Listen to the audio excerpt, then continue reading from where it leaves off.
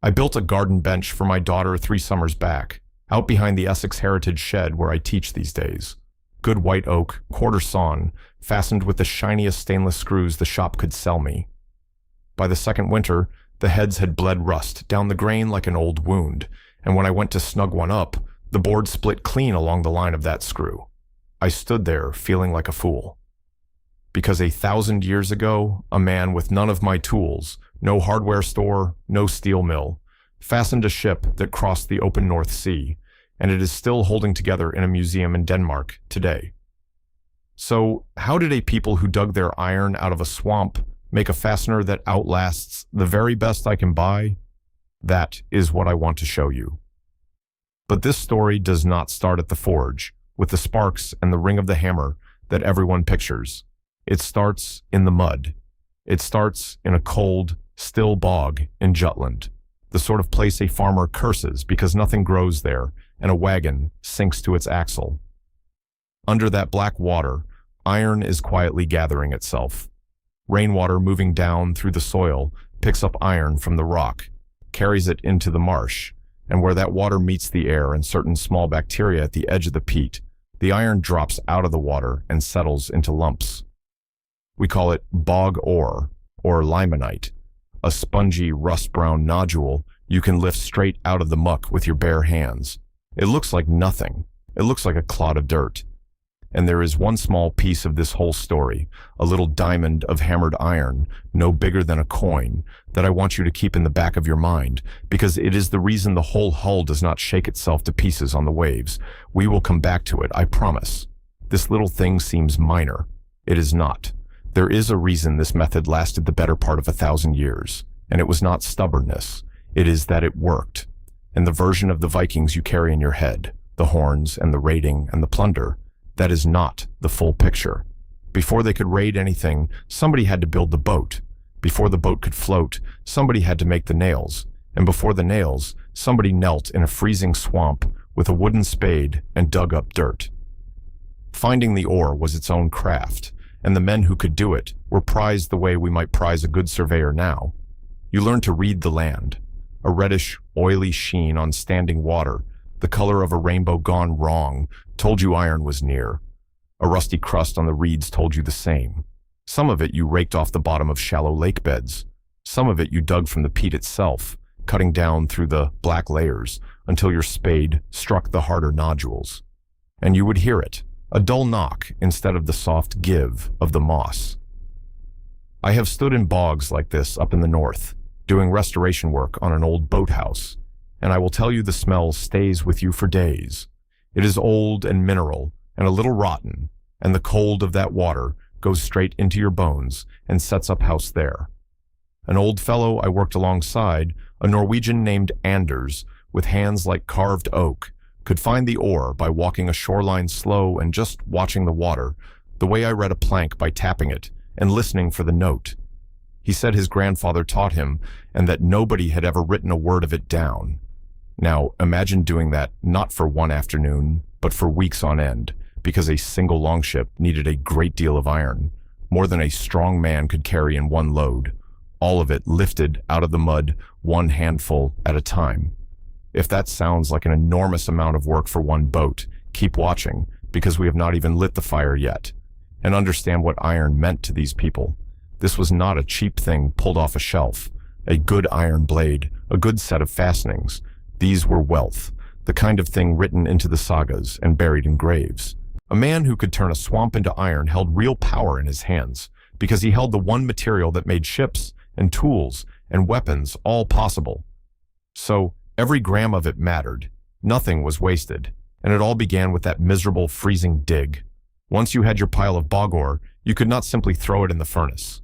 Wet, raw ore fights you every step.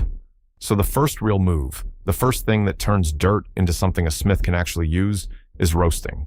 You build a good hot open fire, often a bed of charcoal laid over dry wood, and you set the nodules of ore right on it, and you let them cook.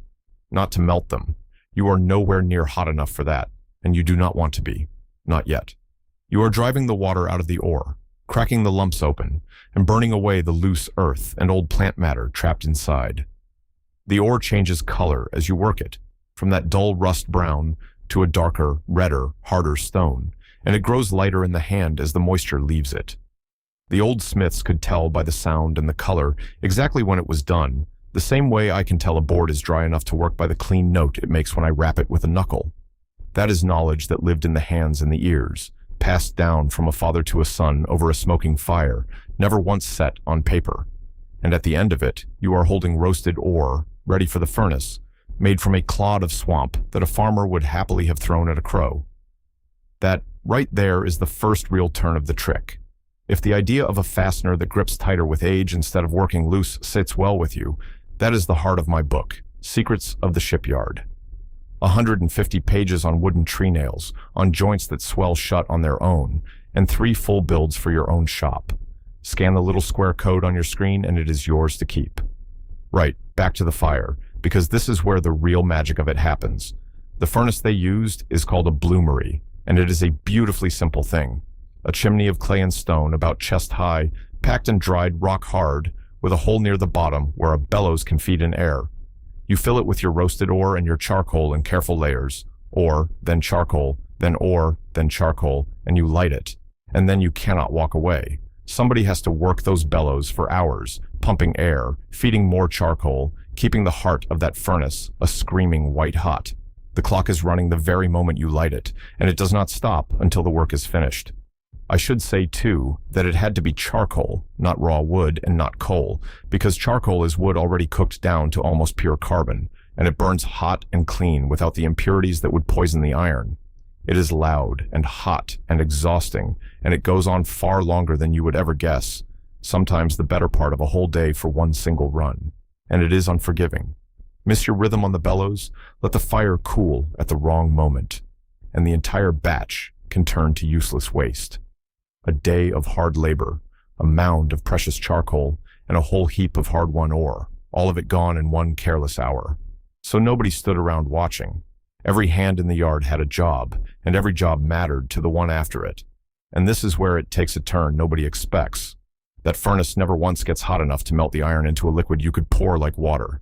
It does not need to.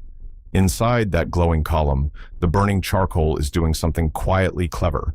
As it burns, it pulls the oxygen away from the iron in the ore, and what is left behind, sinking down to the very bottom, is a glowing, spongy, pasty mass of raw iron, all tangled up with melted rock and impurity. That mass has a name. It is called the bloom. And that word matters, because it truly does look like something that grew, a strange, dark flower of iron and stone, pulled straight up out of a swamp by nothing but fire and breath. Think about that for a moment. No mine, no mill, no machine of any kind, just mud, charcoal, and a man breathing air into a clay tube until iron appears at the bottom. Now, that bloom is not iron you can use yet, and here is where the real sweat truly begins. It is full of slag, the glassy, rocky waste left behind from the melt, trapped all through the metal, like fat marbled through a poor cut of meat. So you pull the bloom out while it still glows, and you beat it. You beat it on a stone or an anvil, hard, over and over, and every single blow squeezes more of that slag out in showers of bright sparks and forces the good iron to knit together into one solid piece. You heat it and fold it and beat it again and heat it and beat it, working the waste out a little at a time until what you are left holding is a clean, dense bar of workable iron. This hammering does more than clean the metal. It leaves faint threads of that glassy slag drawn out through the iron in long fibers, and those fibers give the finished bar a grain, almost like the grain in a piece of wood, tough and springy and slow to snap. Wrought iron, we call it, because it was literally worked, wrought by hand, over the anvil. It bends a long way before it ever breaks, and out on a heaving, flexing sea, a fastening that bends instead of snapping is exactly the thing that saves your life. And here is the quiet joke, buried in all of it. The same worthless mud that a farmer cursed because it drowned his good field has just become, through fire and sweat and a truly punishing amount of hammering, the single most valuable material in the whole settlement. Not exactly a quick trip to the hardware store, but that bar of iron is now finally ready to become the thing we have been building towards this entire time. From that bar, the smith draws out the fasteners, and everything was now in place, though he likely could not have felt yet just how much was riding on these few small pieces. He forges nails, but not the nails you know from a plastic tub on a shelf. A clinker-built hull, and I will explain that in a breath, is made of planks that overlap each other like the boards of a fence or the clapboards on the side of an old house, each plank lapping over the one below it. Clinker simply means built with overlapping planks. Lapstrake is the other word you will hear for the very same thing. And to hold two overlapping planks together so they never once let go, you cannot just drive a nail in and say a prayer. So the smith makes a nail long enough to pass right through both planks and poke out the far side. That long nail is the rivet. And then, remember that little diamond I asked you to hold in your mind? Here it is at last. Over the poking end of that nail, the builder fits a small square or diamond-shaped plate of iron with a hole punched in the middle of it. That little plate is called a rove. Then he hammers the sticking end of the nail down, flat, over the rove, spreading it out like the cap of a mushroom, clenching it tight against the wood. That is exactly why they are called clench nails. The rove gives the flattened nail something firm to bite against, so that it can never, ever pull back through the timber. That tiny washer, that little diamond I told you not to forget, is doing one of the most important jobs on the entire ship. Without it, the nail would slowly work loose in the flexing timbers, and the whole hull would rattle itself to pieces in the open sea. With it, the fastening holds for 1,000 years.